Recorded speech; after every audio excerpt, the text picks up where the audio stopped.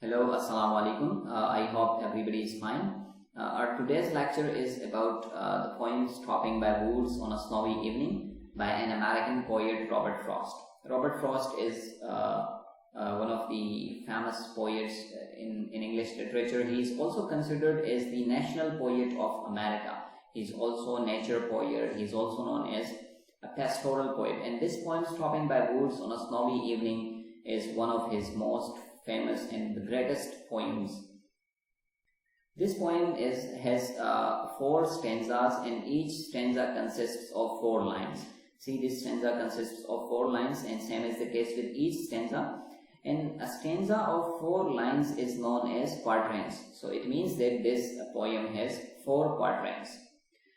So let's start this poem, the explanation of this poem, the interpretation of this poem. The first stanza is, whose woods these are, I think I know. His house is in the village though. He will not see me stopping here to watch his woods fill up with snow. The poet or the speaker says that he has stopped somewhere in the woods, and he thinks that he knows the owner of these woods, he knows the owner of this land. And according to him, according to his knowledge, the owner of these woods live in a house in the nearby village. He lives in the nearby village. And the poet says that though the owner of these woods lives in the nearby village, but the owner will not be able to see me stopping here, stopping in his woods and watching his woods, watching his trees loaded with the snow, because it is a winter season, the snow is falling down and the trees, the woods are loaded with the snow. So the poet says that he has stopped there in those woods, and he knows the owner of these woods who lives in the nearby village, but the owner will not know, he will not see him stopping there and watching his trees, watching his woods loaded with the snow. In the second stanza, the poet or the speaker says that my little horse must think it queer. The speaker has a horse as well with him. My little horse must think it queer to stop without a farmhouse near, between the woods and frozen lake, the darkest evening of the year. The poet says that he has stopped between the woods and frozen lake. It is a normal thing that in the countrysides in the winter season the lakes get frozen. So same is the case here in this poem as well, that the poet has stopped between woods and a frozen lake. And according to the poet or the speaker of this poem, it is perhaps the darkest evening of the year. The poet says that he has stopped there in such kind of situation, in such kind of atmosphere. And according to the poet, this must be a strange thing for his horse, that he has stopped in such kind of situation and where there is no farmhouse near even. There is no farmhouse near, and he has stopped at this evening time of the year and between woods and frozen lakes. So it must be something strange for his horse. Then in the third stanza, the poet says that he gives his harness bells a shake. Here the word he means the horse. He gives his harness bells a shake to ask if there is some mistake. The only other sounds the sweep of easy wind and downy flake.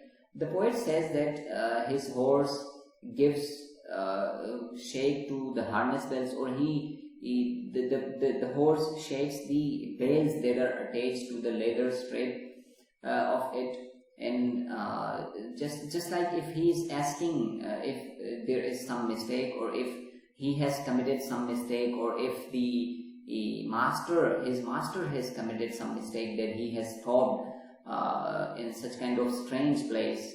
And the poet says that the only other sound that he can hear apart of the sound of the bells is the sound of the easy wind, the sound of the wind blowing, and the sound of the snow falling down.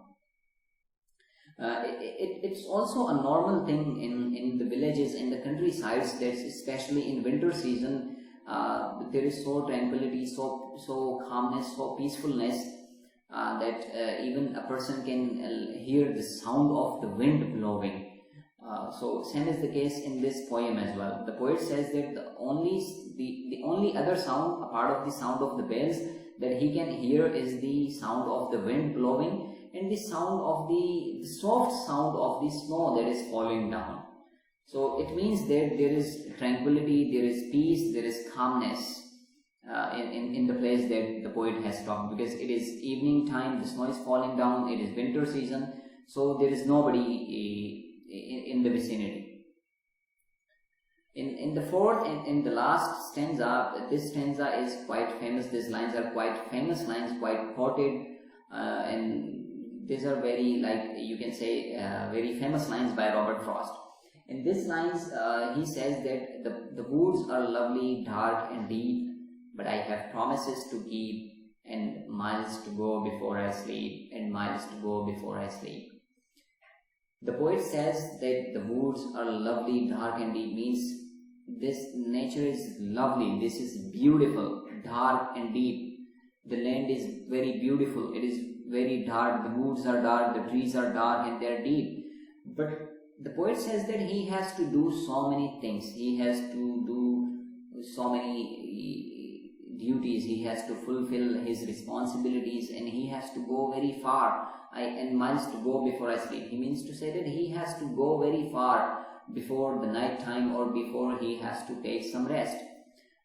So he has to travel a lot, he has to travel very far, he has to go very far. That is why he cannot enjoy this wonderful, this beautiful nature. He cannot enjoy the beauty of nature.